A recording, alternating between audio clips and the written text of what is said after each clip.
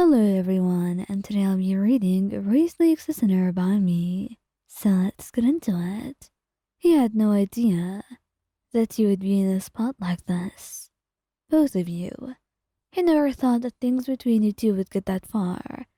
Not that he didn't want them to. He just did not see it happening anytime soon. And maybe he should have been more careful. Maybe he was being a little bit too foolish by thinking that things would not go that far, because they did, and evidently very fast. He should have probably considered things a little bit better and thought a little bit more than he initially did. But could you truly blame him for losing himself that day and perhaps doing way more than the two of you ever planned for? No, because you were quite eager as well. You remember that night perfectly, and you remember the morning after, and how he had spoiled you, how he was still worried about the fact that you may be carrying his child. But you told him the odds of that happening were not very high.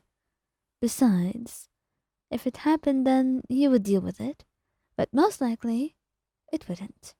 You don't need to worry about something that didn't happen yet. Well, now here you are. Um, Risley, I I need to tell you something. It's very important. You tell him, and of course, he shifts all of his attention to you. If it's an important matter, then you're getting his attention, all of it. And so, he wraps an arm around your waist, pulling you close to him, making you sit next to him on the couch. Well, go ahead. What could it be, Ryan? Is it something bad? No, not particularly. At least I hope it isn't. I am going to be honest. I found out that I'm pregnant. He's seriously smiling at you, looking at you patiently, as if the words had not yet entered his ears. Mm-hmm. So, wait. What? You know what I said. You heard me. It's true. I checked a couple times. I even went to a doctor, and it's real, Risley. You tell him, and he takes a moment, trying to just focus on what you said. You were really. This was all happening. It was a little bit too much to take in. But he was gentle, and he made sure to put your own feelings first before his own. All right, Ryan. All right. He wrapped his arms around you gently, kissing your cheek.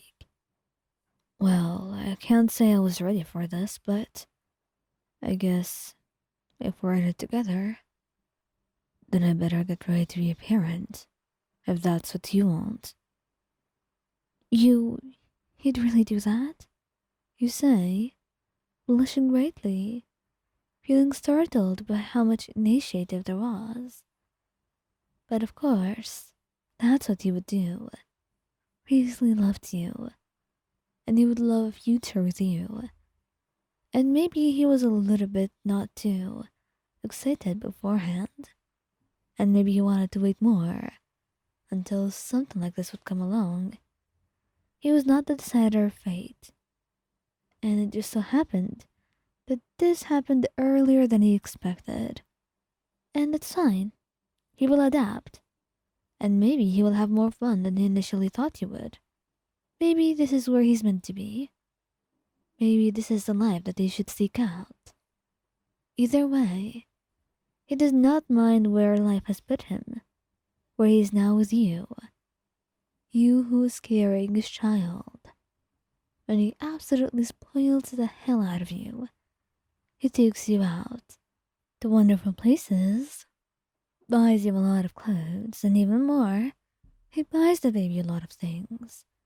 Things the two of you probably don't even need at this point. Are you sure we need this, Risley? Well, what if we do? And if we don't, I'm sure we can sort it out, he says, and you find yourself smiling, shaking your head. He perhaps got into this a lot more than you. He would cook for you, and that would be a time where you would discover just how beautiful his cooking is. He is so good at it, and so efficient too.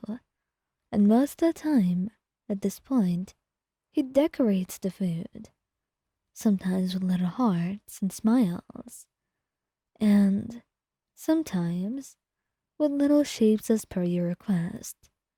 You've been getting rather picky, and he wants you to be more motivated to eat, and he's been doing such a great job at it that it's almost made your heart melt.